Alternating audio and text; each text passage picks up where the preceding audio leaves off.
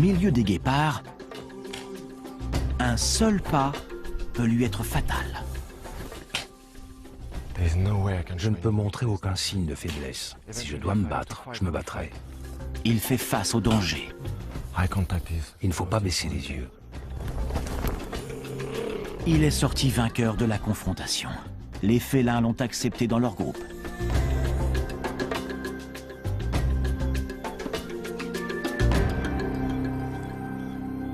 Olivier Wallet est devenu l'homme guépard.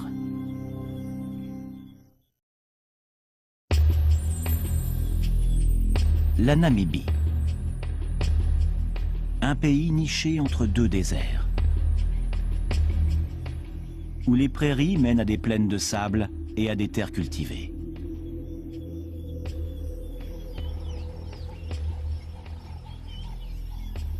Ce vaste territoire était autrefois peuplé de milliers de prédateurs, mais leur population s'est dramatiquement réduite à cause de l'activité humaine.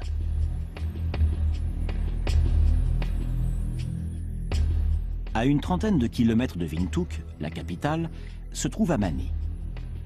Cette aire de safari accueille des félins rescapés, lions, léopards, guépards. C'est ici que travaille Olivier Wallet. Le jeune homme de 28 ans est très proche des félins les plus vulnérables. Tous les jours depuis 4 ans, il passe la matinée avec un groupe de guépards un peu particulier.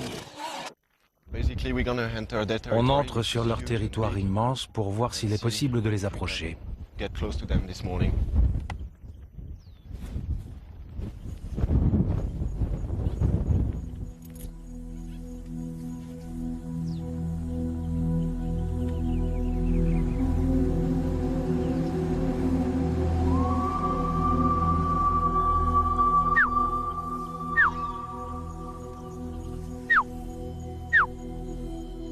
5 mâles vivent dans cette zone rocailleuse.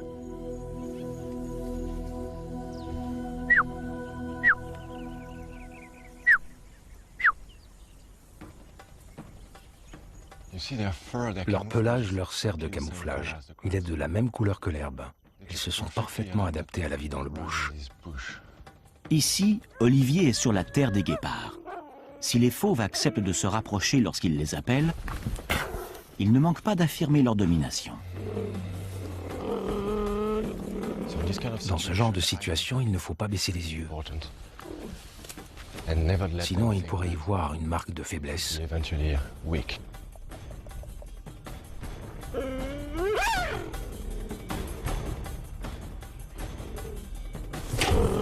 S'ils fuient leur regard, ne serait-ce qu'un instant, les guépards pourraient l'attaquer.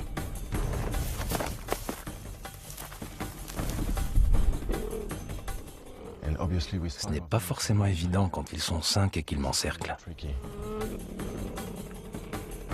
Pour les approcher, Olivier prend une posture assurée et imposante.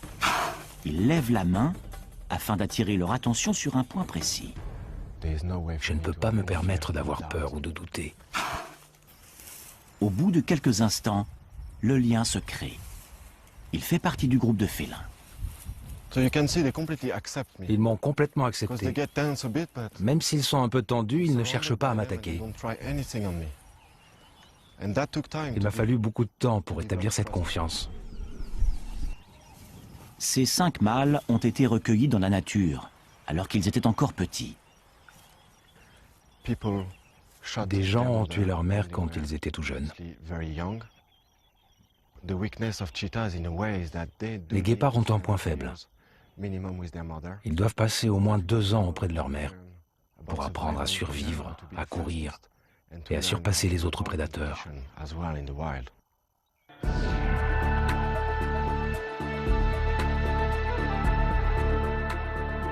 Le guépard est le mammifère terrestre le plus rapide. C'est aussi le plus vulnérable des grands félins. Cet excellent chasseur est parfois pris pour cible par les lions et les léopards.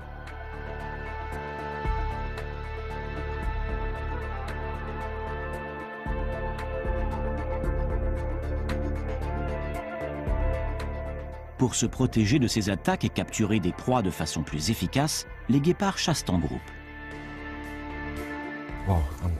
Je suis dans une situation délicate. Très sûre d'elle, cette troupe est sur le point d'attaquer Olivier pour la première fois.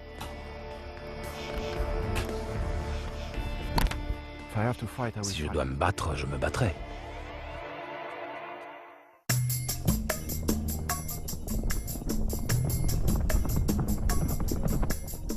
Olivier Wallen n'avait que 18 ans lorsqu'il a quitté Paris pour s'installer dans le bush de Namibie.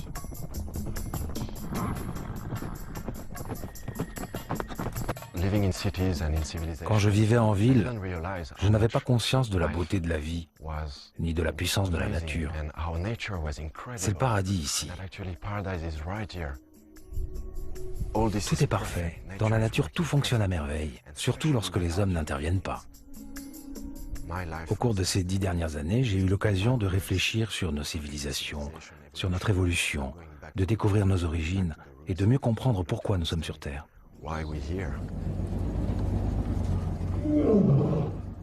Aujourd'hui, il se sent chez lui à Amani, parmi les lions et les guépards. Il a découvert qu'il avait un don pour communiquer avec ces félins.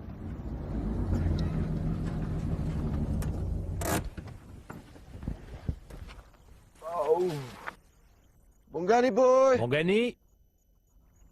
Il a d'abord créé des liens avec Bongani et Sourabi, 2 lions du désert du Kalahari. Ces fauves élevés par des hommes ont été abandonnés lorsqu'ils sont devenus trop agressifs. Le plus difficile a été de regagner la confiance de ces 2 lions. Cette démarche ne s'apprend pas dans les livres. C'est un travail de longue haleine. Il m'a fallu 8 mois pour me lier d'amitié avec eux. Salut vous deux. Vous avez faim? Comme les guépards, Bongani défiait Olivier dès qu'il s'approchait du grillage. Il ne laissait personne l'approcher. Mais Olivier y est parvenu. Il était effrayant, très effrayant. Pendant 8 mois, j'ai réussi à contrôler ma peur chaque fois que j'allais le voir. Je ne me suis pas laissé impressionner. Je lui ai montré que je n'avais pas peur. Un jour, Bongani a baissé la tête et s'est dirigé lentement vers Olivier. Il l'avait enfin accepté. Tu as passé une bonne journée? Je l'ai vu approcher, la tête baissée. Il se comportait avec moi comme avec un de ses congénères. Il frottait sa tête à la mienne. Là, j'ai compris qu'on avait établi une relation de confiance. Il a de la chance, peu importe ce qu'il fait, il a toujours une coupe de cheveux très sympa. Aujourd'hui, Bongani vient quand il l'appelle. Olivier et le félin sont de plus en plus proches. Le jeune homme sait que l'animal ne pourra jamais être relâché parce qu'il a été en contact avec les hommes alors qu'il était encore très jeune. Et Olivier a eu une révélation lorsqu'il a commencé à s'occuper de guépards apprivoisés à Amani. Ces animaux non plus ne pourront jamais retrouver la liberté. Ces guépards devraient être libres et vivre dans la nature. Mais des hommes les ont capturés et élevés. Leur mère n'a pas pu leur transmettre ses connaissances et leur apprendre à survivre dans leur habitat naturel. Et ils ne pourront donc pas y retourner. Quand j'ai compris cela, j'ai commencé à réfléchir à la manière dont je pourrais élever de jeunes guépards pour qu'ils puissent être relâchés. Allez, allez! Pour concrétiser son projet, Olivier s'est adressé au docteur Laurie Marker, spécialiste des guépards. Le guépard est un animal très particulier. C'est un excellent coureur, son corps est adapté à la vitesse. Il évolue avec beaucoup d'élégance et de grâce. Je n'arrive pas à comprendre comment un animal aussi beau que le guépard qui a été admiré par les rois et les empereurs pendant des milliers d'années, est menacé d'extinction aujourd'hui. Sa survie est loin d'être assurée.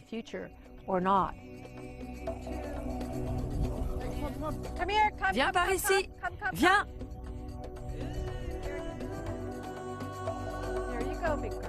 Le docteur Marker travaille avec les guépards depuis 30 ans. Aujourd'hui, elle dirige le fonds de conservation des guépards, situé à environ 300 km au nord d'Amani.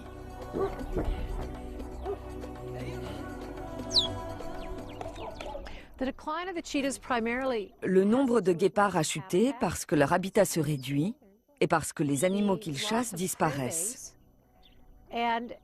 La population humaine rogne de plus en plus sur les zones où vivent les guépards. L'homme est la plus grande menace à laquelle le guépard doit faire face. Environ 20% des guépards avec lesquels nous travaillons ont perdu leur mère. Plutôt que de tuer les petits, les fermiers nous appellent pour que nous les recueillions. Il est très difficile de relâcher un guépard adulte dans la nature. Et pour les jeunes orphelins, le processus est encore plus délicat. Pendant leurs 2 premières années, les félins restent auprès de leur mère qui leur apprend à chasser. Par la suite, ils chassent en groupe avec leurs frères. Un guépard qui n'a pas fait cet apprentissage est en général condamné à vivre en captivité jusqu'à la fin de ses jours. Mais pour la première fois en Namibie, le docteur Laurie Marker a constitué un groupe de 5 jeunes mâles issus de mères différentes. S'ils se rapprochent suffisamment, ils auront plus de chances de survivre dans la nature. Les responsables d'Amani nous ont indiqué qu'ils voulaient aménager un domaine réservé aux guépards. Nous avons constaté que cet espace convenait tout à fait et avons décidé d'y placer le groupe de 5 mâles.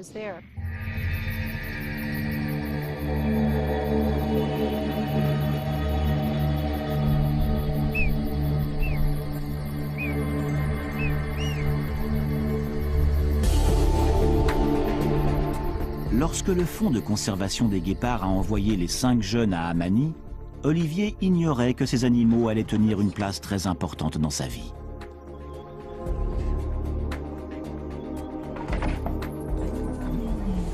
Il s'est rapidement aperçu que les félins étaient assez sauvages pour survivre seuls, à condition de les y aider un peu au départ. J'ai vite compris que je devais penser comme les guépards et me comporter comme eux pour entrer dans leur monde. C'est le seul moyen de les aider. De nombreux scientifiques les ont étudiés pendant de longues années pour réunir un maximum d'informations sur eux, sans prendre la peine de passer du temps avec eux chaque jour. J'ai choisi de prendre le contre-pied de cette méthode. Ces guépards orphelins allaient-ils pouvoir apprendre à survivre dans la nature sans que leur mère les guide? Cette expérience promettait d'être complexe. Chaque jour, Olivier est venu étudier le comportement des félins. Ces mâles ont à peine connu leur mère. Comme je ne suis pas un guépard, je ne pouvais pas leur apprendre quoi que ce soit.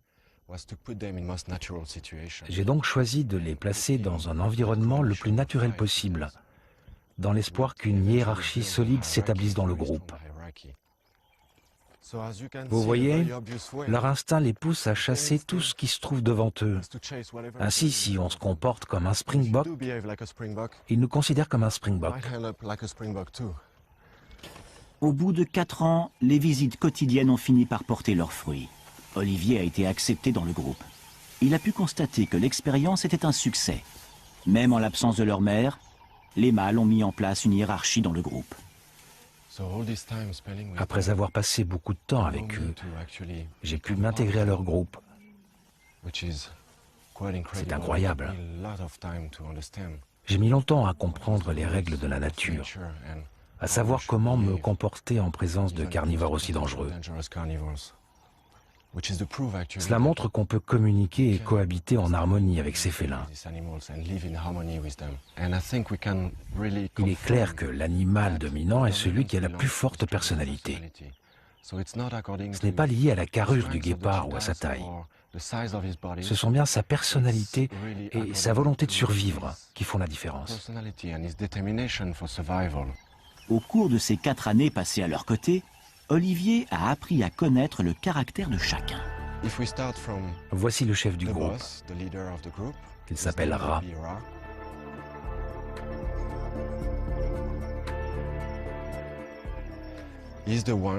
C'est celui qui a la personnalité la plus affirmée. Kia est son frère.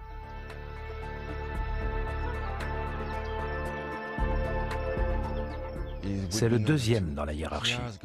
Il possède un instinct exceptionnel, il est très proche de son frère. Lui, c'est Mushara, le seul qui n'ait pas de frère dans le groupe.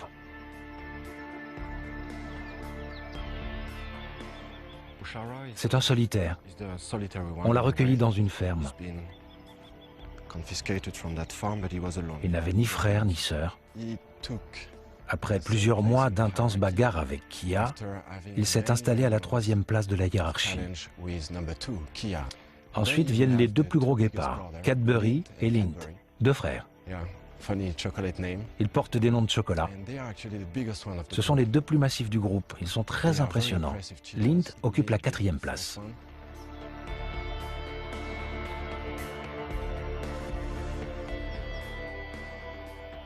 Et Cadbury la 5e.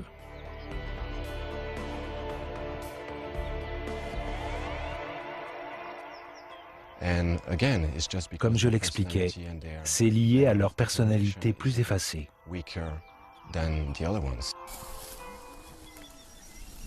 La hiérarchie s'observe très nettement lorsqu'Olivier nourrit les guépards.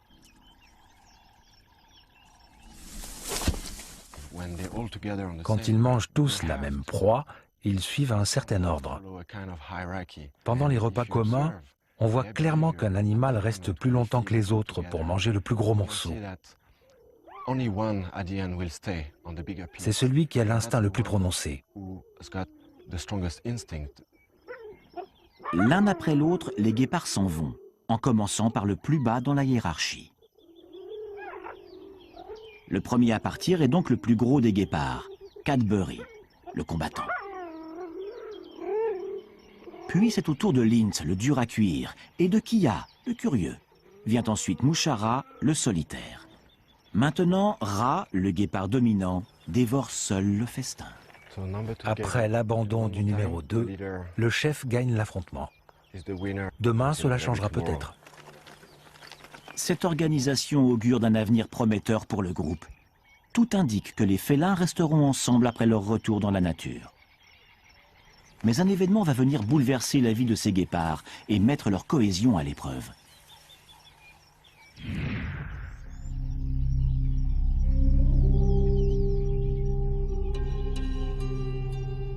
La réserve naturelle de Namibrand se trouve à 6 heures de route au sud-ouest de Windhoek.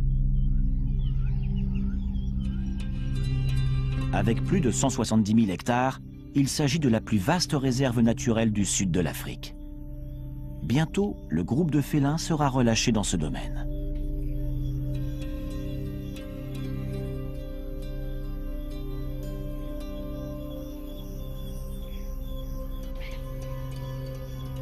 La réserve comprend 13 anciennes fermes d'élevage reconverties en sanctuaires pour animaux sauvages.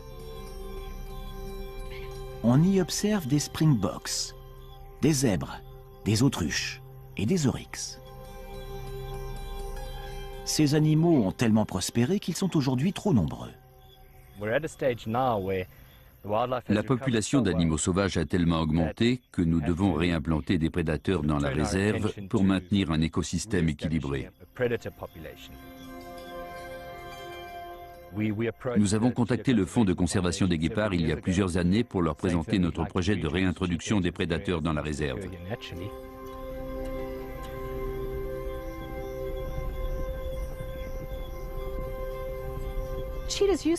Autrefois, cette zone abritait des guépards. Elle était donc tout indiquée pour accueillir notre groupe de mâles. En les relâchant ici, nous pourrions étudier leur comportement dans leur habitat naturel.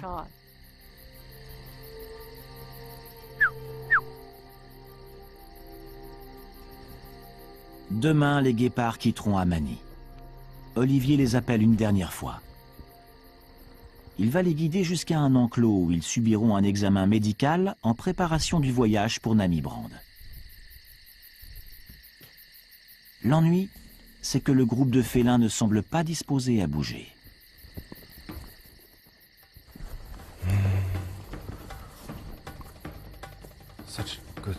Leur camouflage est vraiment efficace.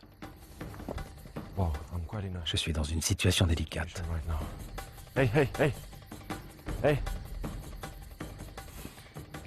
C'est Cadbury qui est le plus dangereux. Olivier prend des risques. Lint et son frère Cadbury sont en train de l'acculer. Il faut les regarder droit dans les yeux. Je ne peux montrer aucun signe de faiblesse. Pour la première fois, les guépards unissent leurs forces. Kia, Mouchara et Ra rejoignent Lint et Cadbury et défient Olivier. Je dois utiliser les connaissances acquises ces 4 dernières années. Il faut que je me montre fort.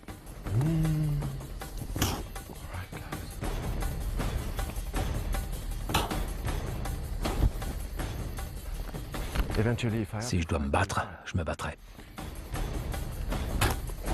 Je lève la main pour paraître imposant. C'est aussi un bon moyen de les intimider. Le comportement des félins est encourageant. Ils forment un groupe soudé. Ils viennent vers moi ensemble. Chaque geste est effectué par tout le groupe. Ils dégagent une puissance étonnante.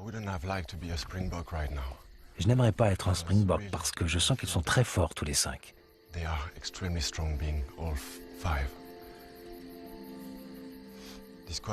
Ils sont très unis. Ils sont tellement impressionnants, tellement déterminés. Je pense qu'ils sont prêts à être libérés.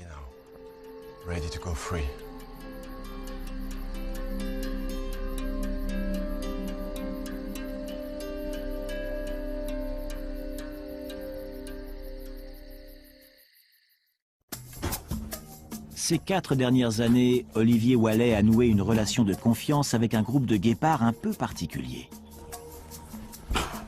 Ra est le chef du groupe. Kia, son frère, est le plus curieux. Mouchara est un solitaire.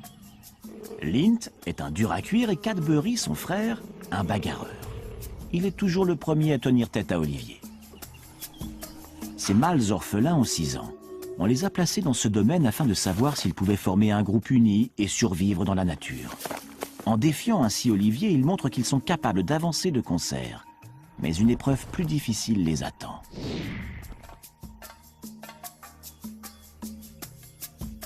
Les félins quittent Amani aujourd'hui.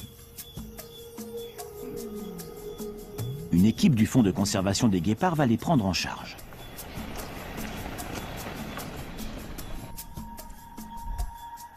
Le salon d'Olivier a été transformé en clinique de fortune. Le jeune homme attend ce moment depuis 4 ans. Je suis ravi de voir les 5 guépards partir pour la réserve. Ils vont découvrir un nouvel environnement, un nouveau territoire. Nous allons les endormir, puis prélever du sperme pour notre projet génétique. Leur faire une prise de sang, une endoscopie. Ensuite, nous leur poserons à chacun une balise radio pour suivre leurs mouvements une fois qu'ils auront été relâchés.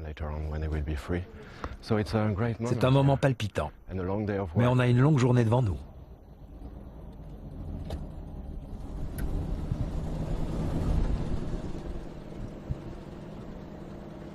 Les prochains jours seront déterminants pour les guépards.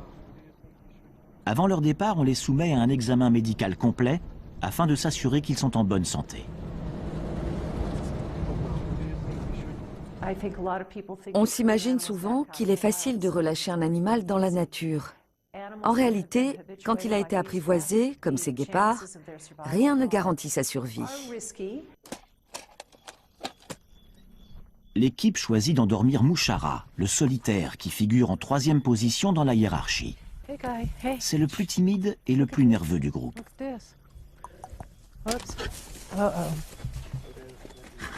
Attention.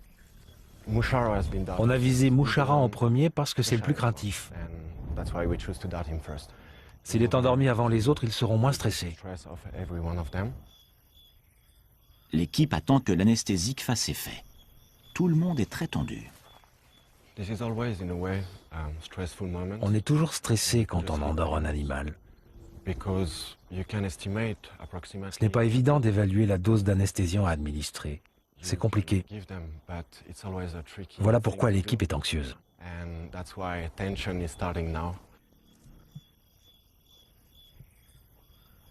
Quand le vétérinaire est certain que l'animal est assoupi, on le transporte dans la clinique où il va être soumis à une série d'examens.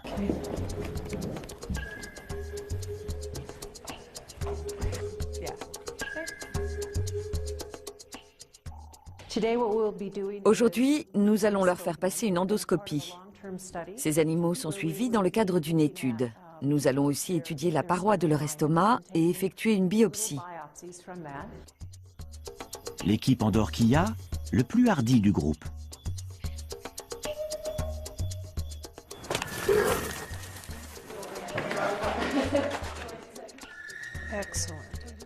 En plus de les préparer pour le retour à la vie sauvage, cet examen médical a pour but d'assurer l'avenir de l'espèce. La population de guépards a dramatiquement chuté il y a 10 000 ans. Aujourd'hui, les unions consanguines sont si nombreuses que la reproduction des félins est perturbée. Les prélèvements seront congelés et ajoutés à notre banque de sperme. Le Fonds de conservation des guépards et les scientifiques vont utiliser cette banque de sperme pour disperser le patrimoine génétique de l'espèce en Afrique et au Moyen-Orient et renforcer les chances de survie de l'espèce. D'après nos observations, ce sperme est de bonne qualité. Il pourrait donc être utilisé pour la génération suivante. Espérons qu'ils rencontreront des femelles dans la réserve. Ce serait positif.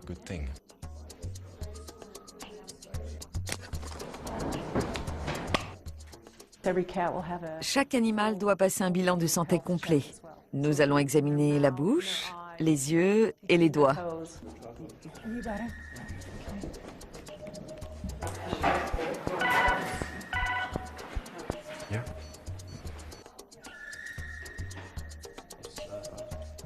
Ra, Kia, Mouchara, Lint et Cadbury porteront des balises radio et satellites qui permettront aux scientifiques de suivre leurs mouvements pendant 2 ans. Les données informatiques seront actualisées plusieurs fois par jour. S'ils quittent le rayon de portée de l'antenne VHF, nous pourrons les localiser à l'aide des balises satellites. C'est le dernier guépard. On lui a posé son collier et tout s'est bien passé. Ils vont bientôt retrouver leur habitat naturel. Je suis impatiente.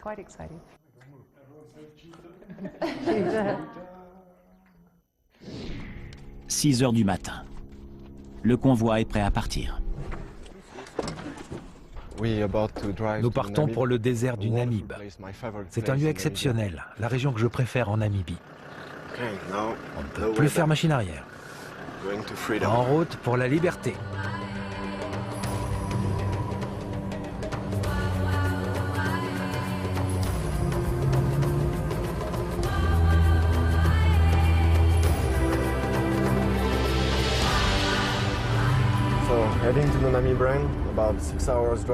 On est en route pour Namibrand.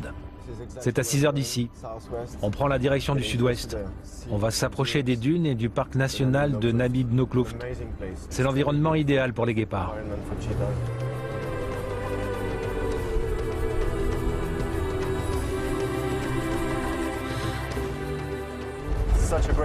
C'est très agréable de voyager en Namibie.